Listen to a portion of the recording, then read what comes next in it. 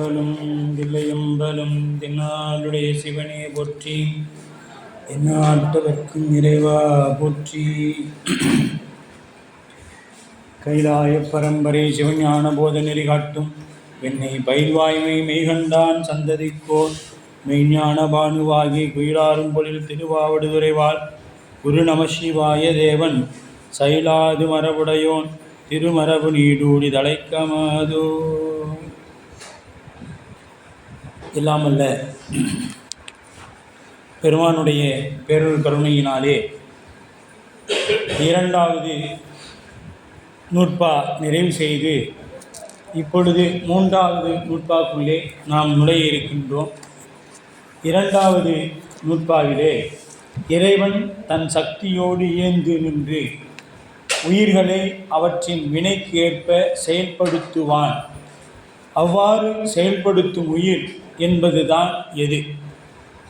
இப்போ நமக்கு உண்மை விளக்கத்தோட முதல் பாடல் நினைவு போகிறோம். ஆறாறு தத்துவம் ஏது,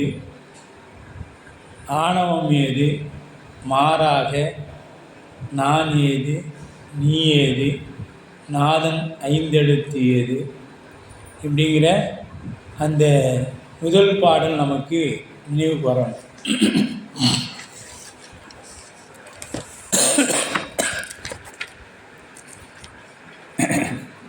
ஆறாறு தத்துவம் அப்படின்னா 36 தத்துவம்னா என்ன, ஆணவம்னா என்ன, அன்றேதான் மாறா வினைகள் அப்படின்னா என்ன, மற்ற இவற்றின் வேறாக நான் ஏது, எது இந்த வினைகளுக்கெல்லாம் வேறாகாத நான் ஏது, நீ ஏது, நாதன் நடம் அஞ்செழுத்து தான் ஏது, தேசிகனே சாற்று அப்படின்னு ஒரு கேள்வி ஆசிரியரிடத்தில் கேட்பார்.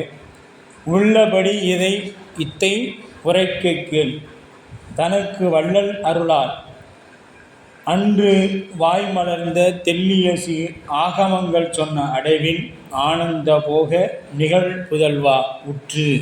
இதை நல்லா சொல்கிறேன் கேளு அப்படின்னு சொல்லியிருப்பார். அது மாதிரி நாம் சென்ற இதில் இரண்டாம் நூற்பாவில் நாம் இந்த பூதங்கள் எல்லாம் நாமா அப்படின்னா இல்லை, இந்த பூத உடம்பு நாமா அப்படின்னா இல்லை, இதுதான் இறைவனிடத்தில் கொண்டு போய் சேர்க்குமானா இல்லை, நுண்ணுடம்பு அப்படிங்கிறதையும் நம்ம பார்த்தோம். அது மட்டுமல்லாது இறைவன் தன் சக்தியோடு இயந்து நின்று உயிர்களை அவற்றின் வினைகளுக்கு ஏற்ப, இப்போ இறைவன் என்ன பண்ண முடியாது, வினைக்கு நடுநிலையாளர், அதை உணர்த்தும் முகமாகத்தான் தெய்வ சேக்கிழார் பெருமான் திருத்தொண்டர் புராணம் என்னும் பெரிய புராணத்தை அருளி செய்யும் பொழுது மனுநீதி சோழனை வைத்திருப்பார்.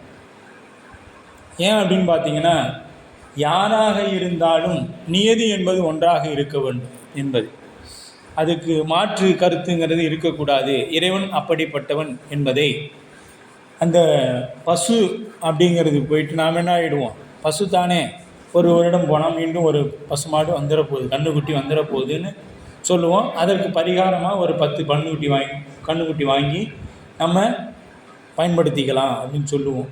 ஆனால் அவர் அதை கன்றுக்குட்டியாக பார்க்காமல் உயிராக பார்த்தார். உயிராக பார்த்ததுனால என்ன பண்ணார்னா, அந்த உயிர் என்ன நிலைமையை அடைந்ததோ, துன்பத்தை அனுபவித்ததோ, அதை தானும் அனுபவிக்கணும். அந்த உயிர் என்ன துன்பத்தை அனுபவிச்சிச்சோ அந்த துன்பத்தை தானும் அனுபவித்தது தான் அதற்கு பரிகாரம். இன்றைக்கி நாம் என்ன செய்கிறோம் அப்படின்னா, ஒருத்தருக்கு ஒரு நன்மையோ தீமையோ செய்துட்டா அதற்கு ஒரு பரிகாரம் என்ற அளவில் போயிட்டு அது பரிகாரம் ஆகிட்டதான் நினச்சிக்கிறோம். ஆனால் அது அப்படி அல்ல. என்னவோ அதற்குண்டானது அனுபவித்தே தீர வேண்டும் என்பது தான் பரிகாரம். அதற்கு தான் மனுநீதி சோழன் அந்த உயிருக்கு என்னுடைய மகனை தேர்காலிட்டால் அந்த பசு என்ன வேதனையை அனுபவித்ததோ அதை நான் அனுபவிப்பேன் அப்படிம்பார். அந்த பசு என்ன வேதனையை அனுபவித்ததோ அந்த வேதனையை நான் அனுபவித்தால் தான் அதுக்கு பரிகாரம் அப்படின்னு முடிவு பண்ணார். அதனால் தன்னுடைய மகனை தேர்காலில் இட்டு தேரை ஏற்றி கொண்டுட்டார். அந்நிலையே உயிர் பிரிந்த ஆண் கன்றும் அவ்வரசன் மண்ணுரிமை தனிக்கன்றும் மந்திரியும் உடலும் இன்ன பரிசானான் என்று வேந்தனும் அறிந்திலன் யாருக்கும் முன்னவனே முன்னின்றார் முடியாத பொருள் உள்ளதோ என்பது சேக்கிழார் பெருமானுடைய வாக்கு. அப்போ மந்திரியும் பாருங்கள், அந்நிலையே உயிர் பிரிந்த முதல்ல கொண்டுட்டாங்க. எதை? கண்டுக்குட்டியை மகன் கொண்டுட்டான். அந்நிலையே உயிர் பிரிந்த ஆண் கன்றும் சேக்கிழார் பாருங்கள், முதல்ல எதை இறைவன் உயிர்ப்பிச்சானா? கன்றுக்குட்டியை உயிர்ப்பிச்சான். எதனால் இத்தனை உயிர் போணுச்சு? கன்றுக்குட்டியினால். கண்குட்டி. அதுக்கு அடுத்தது யாரை அவர் உயிர்ப்பிச்சிருக்கணும்? இளவரசனுக்கு தான் உயிர்ப்பிச்சிருக்கணும். ஆனால் அவர் என்ன பண்ணுறாங்க? அந்நிலையை உயிர்ப்பிந்த ஆண் கன்றும் அவ்வரசன் மண்ணுரிமை தனிக்கன்றும். அடுத்தது மந்திரி தான் இறக்குறாங்க. அதுக்கு முன்னாடி யாருன்னா மந்திரிகள் இறந்துருவாங்க. மந்திரிகளை தான் உயிர்ப்பிக்கணும் வருஷ பிரகாரம் பார்த்தா. ஆனால் இறைவன் அதை செய்யலை. இறைவன் என்ன பண்ணான்னா இளவரசனை உயிர்ப்பிக்கிறார். ஏன்னு கேட்டால், இளவரசன் இறந்து கிடந்ததை மந்திரிகள் பார்த்தா மீண்டும் அவங்க தண்ணி உயிரை மாய்த்து கொள்வார்கள். அதனால் இளவரசனை உயிர்ப்பிச்சுட்டு அதன் பிறகு அவ்வுரிமை தனிக்கன்றும் மந்திரியும் உடனலரும். மந்திரிகள் அதுக்கு பின்னாடி உயிர்ப்பித்து வராங்க அப்படின்னு நமக்கு திருத்தொண்டர் புராணம் சொல்லும். இதுக்கு ஏன் அப்படின்னா, வினைகளுக்கு ஈடாக அதே துன்பத்தை அனுபவிக்கும் பொழுது தான் அது வினை ஈக்குவல் ஆகுமே ஒழிய, அதற்கு மாற்றாக வேறேனும் பரிகாரங்கள் செய்தால் அது சரியாக போகாது. அப்படிங்கிறது தான் நமக்கு இந்த 2ஆம் நூற்பா முழுமையாக உணர்த்தியிருக்கு. அப்போ அந்த உயிர்களின் வினைக்கு ஏற்ப செயல்படுவன் அவ்வாறு செயல்படும் உயிர் என்பது தான், அந்த உயிர் தான் என்ன? இந்த பஞ்சபூதம், இந்த உடம்பு உயிர் இல்லைன்ட்டிங்க. அது கண், காது, மூக்கு, செவி இதெல்லாம் உயிர் இல்லைன்ட்டிங்க. இதயம் இதெல்லாம் உயிர் இல்லைன்னுட்டிங்க. அப்போ இதெல்லாம் உயிர் இல்லாத பொழுது அப்போ உயிர்னா எதுதான் அப்படின்னு சொல்லி ஒரு கேள்வி நமக்குள்ளே எழலாம். இப்படி பலவாறான ஐயங்கள் மாணவருக்கு எழுந்தால் இயல்பு. என் முதற்கோ எனின் ஆன்மா பிரகாசம் உணர்த்தல் நூலின் இந்த நூலோட பயன் என்னன்னு பார்த்தீங்கன்னா, ஆன்மாவை வெளிப்படுத்தி காட்டுதல். ஆன்ம பிரகாசம் என்பது ஆன்மாவை பற்றிய விளக்கம் என பொருள்படும். அவ்விளக்கம் 2 வகையாக அமையும். அவ்விளக்கம் என்ன ஆகுங்க? 2 வகையாக அமையுது. ஒன்று ஆன்மா உண்டு என உணர்தல். ஒன்று ஆன்மா உண்டு அப்படின்னு உணர்த்துதல். 2 ஆன்மாவினது இலக்கணத்தை உணர்த்துதல். ஆன்மாவுடைய இலக்கணம் என்ன அப்படிங்கிற உணர்த்துறது. இது 2ஐயும் உயிர் என்பது யாது அப்படின்னு, உயிர் என்பது யாது அப்படின்னு உணரும் தன்மையுடையது எதுவோ அதுவே உயிர். இப்போ உயிர்னா என்னன்னு பார்த்தீங்களா, எதை ஒன்றை உணர்கிறோமோ அந்த உணர்வுக்கு பெயர் உயிர். இப்போ அனைவரும் ஒப்புதல், இதிலே சிக்கல் இல்லை. இதை நாம் எல்லாருமே ஒத்துக்கலாம். ஏன்னா இப்போ இந்த உடம்புல உயிர் இல்லை அப்படின்னா நம்மளால் எதையாவது செய்ய முடியுமானா முடியாது. எதுவுமே செய்ய முடியாது. அப்படியே இப்போ கிடக்கும் கிள்ளனா கூட என்ன தெரியாது, கிள்ளனாங்களா அப்படின்னு வழியும் தெரியாது. இல்லை, அப்போ உணர்வு இருந்தால் தான் அது மனிதன் என்று சொல்லப்படும். இல்லைன்னா அதுக்கு வேறு பேர் கொடுத்துருவாங்க. அப்போ உயிர் அவசியம். உயிர் என்பது உணர்வு தான் உயிர். அப்போ உணரும் தன்மையுடையது எது அப்படின்னு பார்த்தீங்கன்னா, எது வினவும் கருத்து வேறுபாடு, உடம்பு, பொறி, சுட்டி உணர்வு உடையதாக நிற்பது. ஆகவே அதனின் இப்போ இந்த சுட்டி காமிக்கிறது இன்னது தான் சுட்டி காமிக்கிறது உயிரானா இல்லை, அதுவே உயிர் என்கிறார்கள். எது அப்படின்னா, உடம்புல பொறி அறிவு இருக்குது பார்த்தீங்களா, அதுதான் உயிர். அந்த அறிவு எங்கே நிற்குதோ அது மட்டும்தான், அந்த ஒரு கருவி தான் செயல்படும். இப்போ கண்ணில் இருந்துச்சுன்னா நீங்கள் என்ன சொன்னாலும் காது கேட்காது. இப்போ நாம் உங்களுக்கு உயிர் காதில் இருக்கணும், அடியனுக்கு எங்கே இருக்கணும்? வாயில் இருக்கணும். வாயில் இருந்தால் தான் அது சரியாக பேசும். உங்களுக்கு காதில் உயிர் இருந்தால் மட்டும்தான் நாம் என்ன சொல்கிறோன்னு கேட்கும். இல்லை வேறு பக்கம் உயிர் இருந்தது அப்படின்னா வேறு செயல்பாடு. இப்போ இங்கே நாம் பாட்டுக்கு இருக்கிறோம், சிந்தையில் உயிர் இருக்குது. அப்படி இப்போ நாம் என்ன செஞ்சுருப்போம்? இன்றைக்கி இல்லை, நாம் அந்த கல்யாணத்துக்கு போயிருக்கலாம், அவசரப்பட்டு இன்றைக்கி தூங்குற இந்த கிளாஸுக்கு வீணாக தூங்கிட்டு தான் இருக்கிறோம் வகுப்பில் அப்படின்னு சிந்தனை வந்துச்சுன்னா என்ன ஆகும்? உயிர் அறிவில் நின்று செயல்படுது. அப்போ இப்போ பார்த்தீங்களா, உயிர் இந்த உடம்பு என்ன ஆகுங்க? உயிர் ஏதாவது ஒன்றில் இருந்துச்சுன்னா அந்த ஒன்றையும் மட்டும்தான் அறியக்கூடிய தன்மை உள்ளது. இறைவன் எல்லாத்துடையும் கலந்தும் அறியக்கூடியவன். அப்போ இந்த ஏதேனும் ஒன்றை நின்று அறியக்கூடியது. அதை எல்லா மறுத்து உயிர்கள் அவற்றுக்கெல்லாம் வேறாய் உள்ளது என்று நிறுவுகிறார் ஆசிரியர். இப்படி உயிர் இல்லை இது எல்லாத்தையும் மறுத்து உயிரில் எல்லாத்தையும் விட வேறா நிற்குது அப்படின்னு இதில் நிறுவுகிறார். இந்நூற்பாவின் 7 வகை மறுக்கப்பட்ட கருத்துக்களை எடுத்துக்கொண்டு மறுக்கிறார். 7 மறுக்கிறார். 8வது ஆகிய கொள்கை ஒன்றை எடுத்து நூற்பாவில் அதையும் மறுக்கிறார். மொத்தம் 8 இதாக பிரிக்கிறாங்க. நூலில் மறுக்கப்படும் கருத்துக்கள் 7 கருத்து இதில் மறுக்கிறார். மறுக்கிறது மட்டுமல்ல, அதை எப்படி வேறு என்ன வழியில் அதை நிரூபிக்கிறார், இது எப்படி இருக்குது அப்படின்னு மறுக்கிறதோடு மட்டும் இல்லை. ஆன்மா என்பது சூனியம். ஆன்மா என்பது சூனியம் அப்படின்னா என்னங்க சூனியம்னா பார்க்கலாம். பருவுடம்பே ஆன்மா, அதை மறுக்கிறார். அடுத்தது இந்திரியங்களே ஆன்மா, அதையும் மறுக்கிறார்.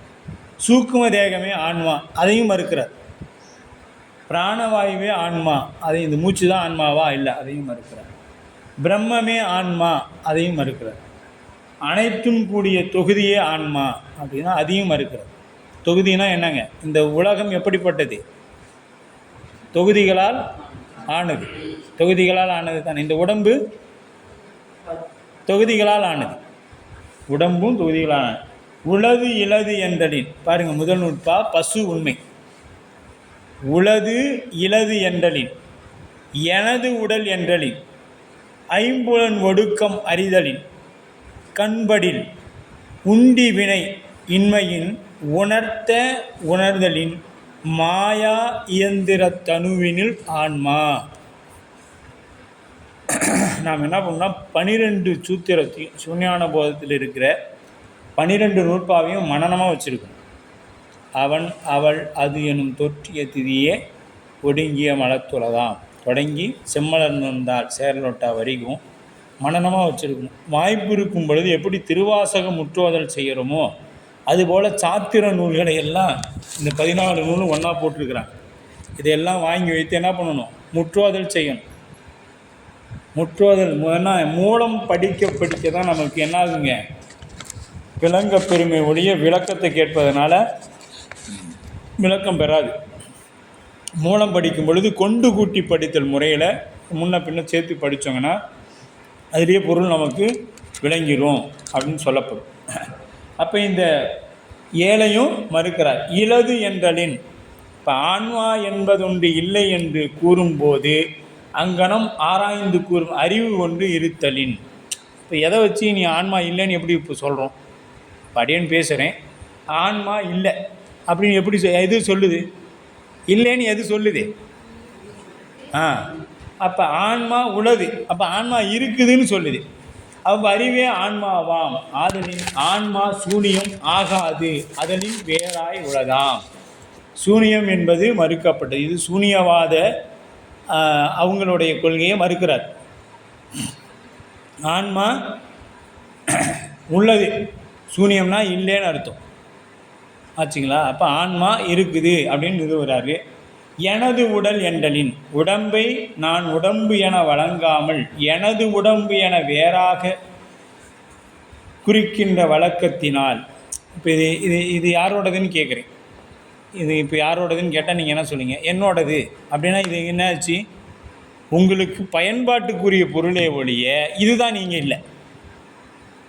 அது மாதிரி இந்த உடம்பு என்னாச்சுங்க, இந்த உயிர் அனுபவத்துக்காக இருக்கக்கூடியதே அன்றி இது இந்த உயிர் அல்ல. புரியுதுங்களா? அப்போ எனது உடல் என்றல் ஆன்மா உளது, அங்கனம் குறிக்கின்ற ஆன்மா உடம்பு ஆகாது, ஆதலின் வேறாய் உளதாகும். இது பருவுடம்பே ஆன்மா என்பதை மறுக்கிறது. இந்த இந்த 2 எது, இலது என்றலின் ஆன்மா உளது, இது சூனியம். இங்கே தான் அந்த முதல் கேள்வியை மறுக்குது. இரண்டாவது எனது உடல் என்றலின் ஆன்மா உளது என்றலின் இது பருவுடம்பே ஆன்மா மறுக்குது. ஆன்மா உளது. இப்போ நீங்கள் இதில் என்னென்னா ஆன்மா உளது, இந்த முதல் 2 முதலையும் கடைசியும் எடுத்து வச்சுக்கணும். இலது என்றலின் ஆன்மா உளது. இப்போ கொண்டு குட்டி படித்து பாருங்கள். இந்த இந்த புத்தகம் மூல நூலை எடுத்துக்கோங்க.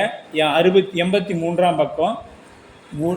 இலது என்றலின் ஆன்மா உளது, கடைசியில் இருக்கிறதையும் முதல்ல இருக்கிறதையும் சேர்த்திங்க அந்த வரிக்கு. எனது உடல் என்றலின் ஆன்மா உளது. அதை அப்படியே குறித்து வச்சுக்கிட்டிங்கன்னா படிக்கிறதுக்கு ஈஸியாக விளங்கும். இது ரொம்ப எளிமையாக விளங்கிடும் இந்த நூற்பா. ஐம்புலன் ஒடுக்கம் அறிதலின் ஆன்மா உளது.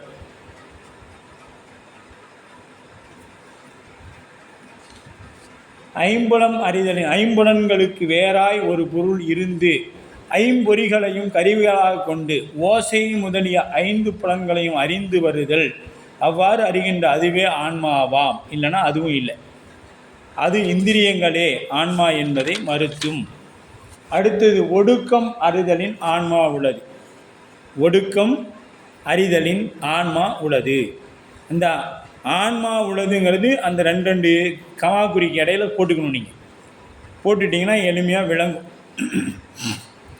அப்போ ஐம்பொறிகளும் செயல்படாது ஒடுங்கி நின்ற கனவு நிலையில் நடந்தவற்றை விழித்தெழுந்த பின் தெளிவாக அறிய மாட்டாது. கனவில் இப்படி கண்டோமே அப்படி கண்டோமே என பலவாறு குழம்பி அறிதனால் அகத்தே சூக்கும தேகத்தில் புகுந்து கனவு அனுபவங்களை அடைந்தும் பின் விழிப்பு நிலையில் தூள தேகத்துக்கு வந்து கனவில் கண்டவற்றை மறந்தும் மயங்கியும் நிற்பதாகிய ஆன்மா சூக்கும தேகத்திற்கு வேறாக உள்ளது. அப்போ அங்கேயும் இல்லை அப்படின்னு மறுத்துட்டார். அப்போ கண்படில் உண்டி வினையின்மையின் ஆன்மா உள்ளது. கண்படினா உறக்கத்தில் உண்டி வினையின்மை இன்ப துன்ப நுகர்ச்சியும் வினையாகி செயல்பாடும் நிகழாமையார். இப்போ தூங்கும் பொழுது நமக்கு என்ன இருக்காது, உணர்வுகள் இருக்காது, எந்த நினைவும் இருக்காது. இப்போயாவது அது ஆன்மா. அப்பயும் ஆன்மா இல்லாத போயிடுதானா? இப்போ ஆன்மா இருக்கும். எங்கே இருக்குன்னா இதுக்கு வேறாக இருக்குது. அப்போ ஆன்மா உறக்கமே உறங்கும் பொழுது நுகர்ச்சியும் செயலும் உரிய கருவிகளை இயக்கி நிற்பதும் உறக்கத்திலிருந்து அக்கருவிகளை இயங்காது மடித்திருப்பதும் ஆகிய ஆன்மா பிரணவாயு வேறாய் உள்ளது. பிரணவவாயுவுக்கு இந்த பிரணவவாயு தான் ஆன்மானா இல்லை. பிரணவவாயு அது பாட்டுக்கு இயங்கிட்டு தான் இருக்கும். பிரணவவாயு உறக்கத்தில் மடியாது இயங்கிக் கொண்டே இருக்கும் நிலையிலும் ஏனைய கருவிகள் இயங்காது போதலை எண்ணினால் பிரணவவாயு ஆன்மா என்பது இங்கு புலனாகும். பிரணவவாயு ஆன்மா இல்லை என்பது புலனாகும். ஏன்னு கேட்டிங்கன்னா, நமக்கு இந்த உடம்பு எதனால் ஆனது? எத்தனை வாயுக்கள்? தச வாயுக்கள்னு சொல்லுவோம். தசைனா 10 வாயு இருக்குது. இதில் 9 வாயு இப்போ செயல்படும், 1 செயல்படவே படாது. அது எப்போ செயல்படும்? இறந்த பிறகு. இறைவன் எவ்வளோ கருணை ஆளன்னு இந்த இடத்துல நாம் சிந்திக்கணும். ஏன்னு கேட்டிங்கன்னா, இந்த உடம்பு எங்கே கிடத்துமோ எங்கே நடத்துமோ என்றறியும். அதாவது பட்டினத்தார் தான் அதையும் சொல்லியிருப்பார் தனிப்பாடல். புழுவோ எனக்கு என்னும், நரியோ எனக்கு என்னும், பருந்தோ எனக்கு என்னும், புழுவோ எனக்கு என்னும், காகம் எனக்கு என்னும், இந்நாரும் நரியோ எனக்கு என்னும், இந்நாரும் உடலை பிரியமுடன் வளர்த்தேன் இறைவா கட்சியே கம்பெனி அப்படின்னு ஒரு பாடலை சொல்லியிருப்பார். இந்த ஒவ்வொன்றும் சொல்லுதான். இந்த மண் பார்த்த உடனே இந்த உடம்பு என்னைக்கு இருந்தாலும் எனக்கு தான் அப்படின்னு. மீன் பார்க்குறப்ப சொல்லுமா இந்த உடம்பு என்னைக்கு இருந்தாலும் எனக்கு தான். புழுவை பார்த்து சொல்லுமா, மண்ணில் இருக்கிற புழு, இந்த உடம்பை நான் தான் சாப்பிட போகிறேன். இப்படி ஒவ்வொன்றும் அதற்கு உரிமை கொண்டாடி கொண்டு இருக்குமா. அப்போ இந்த உடம்பு எங்கே போய் சாகணும்னு தெரியாது. நாம் எங்கே போய் இறக்க போகிறோங்கிறது இறைவனுக்கு தான் தெரியும். நாம் நினச்சிக்கிறோம் நம்ம பையன் பேத்தி நம்மளை நெய்ப்பந்தம் பிடிச்சி சுற்றி கொண்டு நல்லபடியாக அடக்கம் பண்ணுவாங்க அப்படின்னு. ஆனால் நாம் செய்த வினை எங்கே கொண்டு போய் காசியில் போய் அப்படியே ஆற்றுலேயே போயிடுறோமா ஜலசமாதியா, இல்லை வேறு எங்கேயாச்சும் பஸ்ஸில் அடிபட்டு கிடக்கிறோமா என்னங்கிறது நமக்கு தெரியாது. அது இறைவனுக்கு தான் தெரியும். அங்கே யாரும் இல்லாத இடத்துல கிடந்தோம்னா என்ன ஆகும்? அது என்ன ஆகுறது? அந்த உடம்பு நொதிக்கணுமே. அதுக்கு தனஞ்சயன் அப்படிங்கிற ஒரு வாயு வச்சுருப்பார். அது என்னென்னா, ஒரு 3 நாள் தன்னை உடம்பு பெருக்க உப்பை செய்யும். உப்பி அதுவே வெடித்து அந்த உடம்பு அப்படியே பீஸாக போய் அப்படியே மண்ணோட மற்ற உயிர்களுக்கு போயிடும். அது இறைவன் எவ்வளோ கருணையாளன். அந்த உடம்பை கூட இத்தனை காலமாக இருந்த அந்த உடம்பை சரியாக அதை எந்த பிரச்சனையும் இல்லாமல் பண்ணணுங்கிறதுக்காக அந்த ஒரு வாயுவை இன்றைக்கு வரைக்கும் அது செயல்படாது, அமைதியாகவே தான் இருக்கும். என்றைக்கு இந்த உடம்புல இருந்து இந்த உயிர் பிரியுதோ அந்த பிரிஞ்சதுலேருந்து அது செயல்படும். அந்த வாயு அது வரைக்கும் அது செயல்படாமையே தான் இருக்கும். தச வாயுவில் 9 மட்டும்தான் இப்போ செயல்படும். அப்படிப்பட்ட அந்த பிராணன் தான் ஆன்மாவானா அதுவும் இல்லை. ஏன்னா இது போயிடுச்சு, 9 பிராணவாயு போயிடுச்சு, ஒன்று இருக்குது. அப்போ எப்படி அது போய் ஆன்மாவாக ஆக முடியும்? அதையும் மறுக்கிறார். சரிங்களா? அதையும் மறுக்கிறார். உணர்த்த உணர்தலின் தானே தனித்து நின்று ஒன்றை உணரும் தன்மை இல்லாமல் அறிவித்து கருவிகளை கூடி நின்று உணர்த்த உலகம் பொருள்களை உணர்ந்து வருதலின். இப்போ இந்த கருவிகள் எது?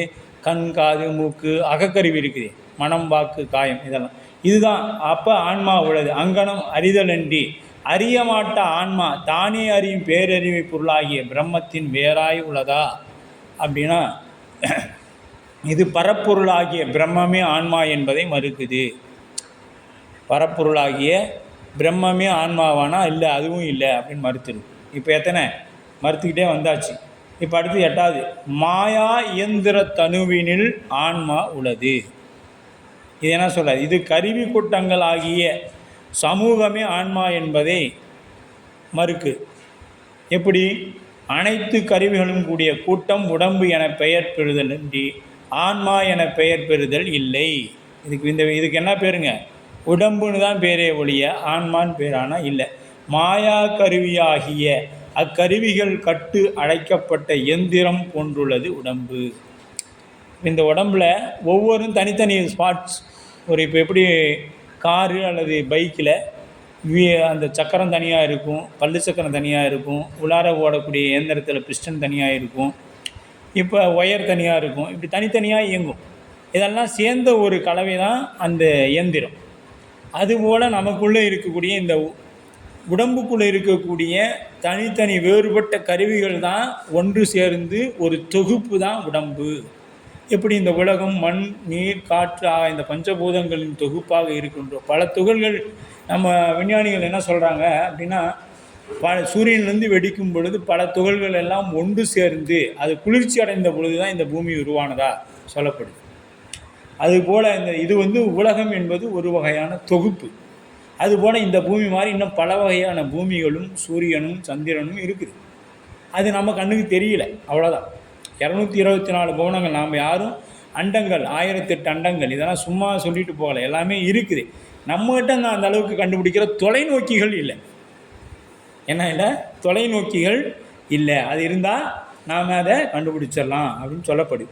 இங்கு மறுக்கப்படும் கருத்துகள் 7, மறுத்தற்கு கூறும் ஏதுக்களும் 7.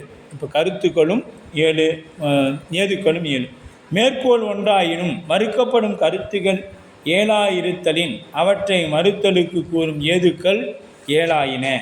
ஏனைய நூற்பாக்களின் மேற்கோள்களும் ஏதுவும் நூற்பாவின் கண் இல்லாமல் உரையிலேயே கொணர்ந்து கூறப்படுகிறது. இங்கு அவ்வாறன்றி மேற்கோளுடன் ஏதுக்களும் நூற்பாவிலேயே சேர்க்கப்பட்டு சொல்லப்படும். இதில் 3ஆம் நூற்பாவு. அப்போ முதல் கூறு, அப்போ இதை பாருங்கள், முதல் கூறு என்ன சொல்கிறாருன்னா சூனியவாதத்தை மறுக்கிறார். முதல் கூறில் என்ன பண்ணுறாருன்னா சூனியவாதத்தை மறுக்கின்றார். இலது ஈண்டு இலது எங்களின் ஆன்மா உளது என்றது. பாருங்கள், இந்த கூறு கூட எப்படி எடுத்துக்கிட்டாருன்னா அந்த மூல நூலிலிருந்தே எடுத்துக்கிட்டார், வேறு எளியில் எங்கேயுமே போகலை. இலது என்றலின் அதே தான் பாருங்கள், ஈண்டு இலது என்றலின் ஆன்மா உளது என்றது. சரிங்களா? இதில் என்னாச்சு? மேற்கோள் ஏதுவும் இதுலேயே இருக்குது. அப்போ இது ஆன்மா என்று, இது ஆன்மா, இது ஆன்மா, இது ஆன்மா அன்று என உணரும் பொருள் ஒன்று உண்டு. அன்று என்று அறியப்படுவற்றின் வேறாய் அவ்வாறு அறியும் ஆன்மா ஒன்று உண்டு அப்படிங்கிறார். மேற்கோளை விளக்கும்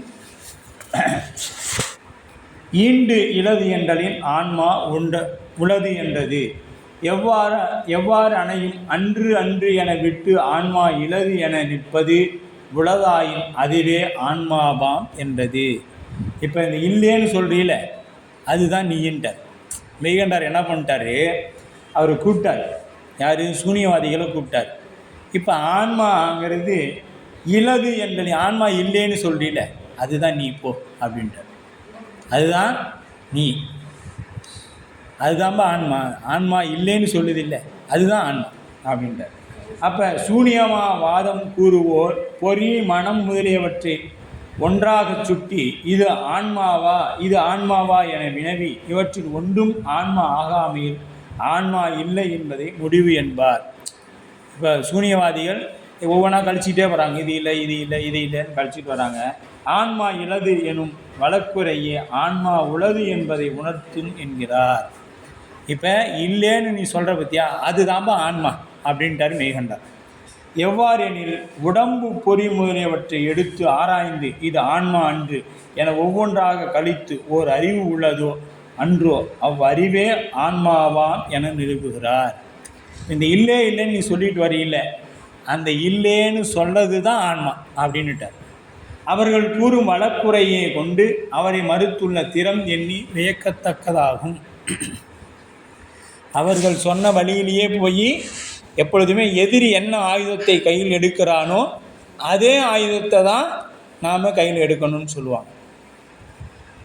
அதே ஆயுதத்தை தான் நாம் கையில் எடுக்கணும். ஏன்னா இப்போ சூரபத்மனை முருகப்பெருமான் அழிக்க போகும் பொழுது அவர் நான் அன்பு அறக்கடவுள், அன்பே வடிவானவன், உனக்கு அருள் செய்ய தான் வரேன்னு சொல்லியிருந்தால் அவன் கேட்க போகிறானா? இல்லையே.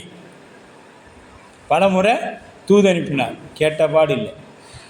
அப்புறம் அவனை போலவே நாமளும் ஆயுதம் எடுத்த உடனே என்ன பண்ணிட்டான், சரணாகதி அடைஞ்சிட்டான் அப்படின்னு சொல்லுவாங்க.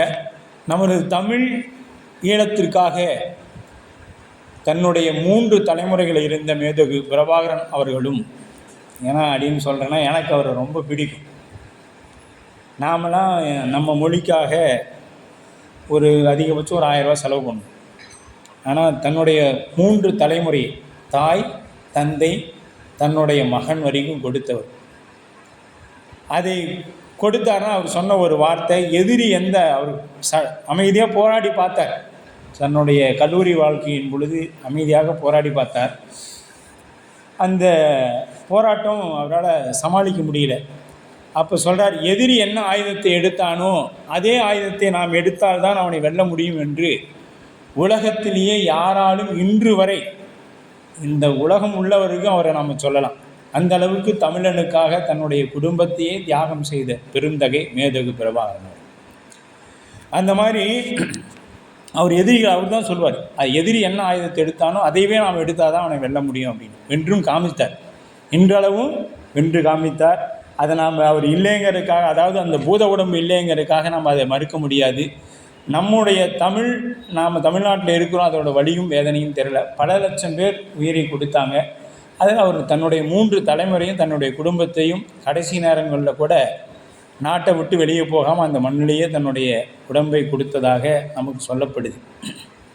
நாம் என்றைக்கும் தமிழர்களாகிய நாம் எப்படி முருகப்பெருமானை முழுமுதற் கடவுளாக ஏற்றுக்கொண்டு வாழ்கிறோமோ அதுபோல் மேதகு பிரபாகரன் அவர்களையும் நாம் என்றைக்கும் மறுக்கக்கூடாது என்பது இது என்னுடைய தனிப்பட்ட கருத்து.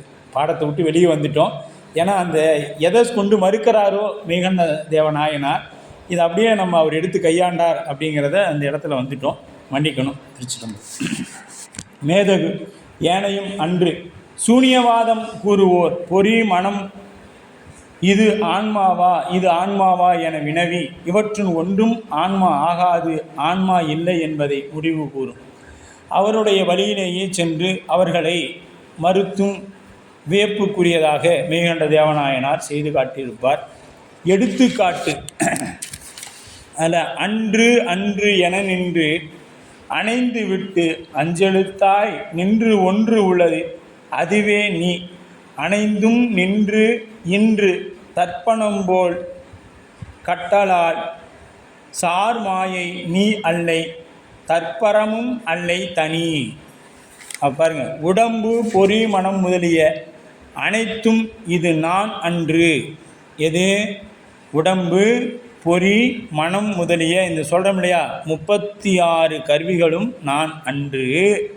அனைத்தும் நீங்கிவிட்டால் அங்கனம் நீங்கிய அறிவாய் ஒரு பொருள் எஞ்சி நிற்பது புலனாகும்.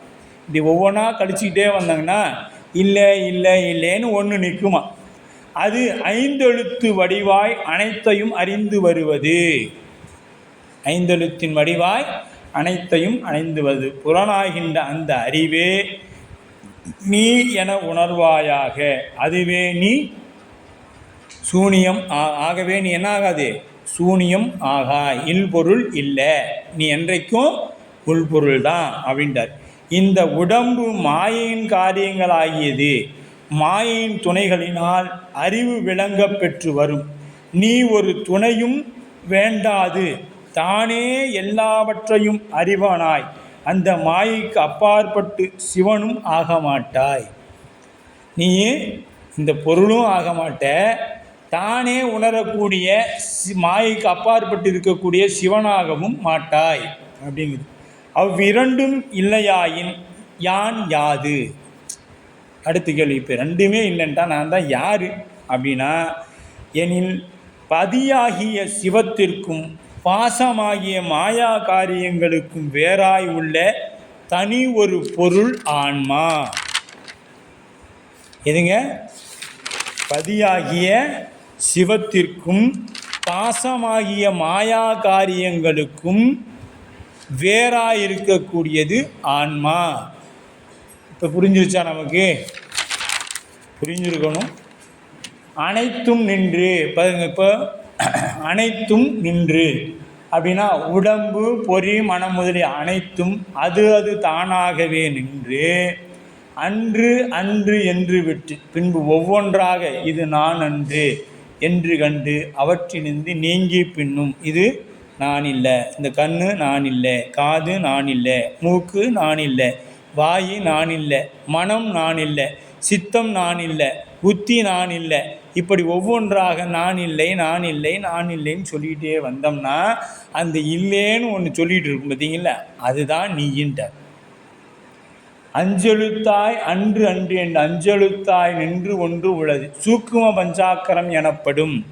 அந்த ஐந்தெழுத்தே தனது வடிவா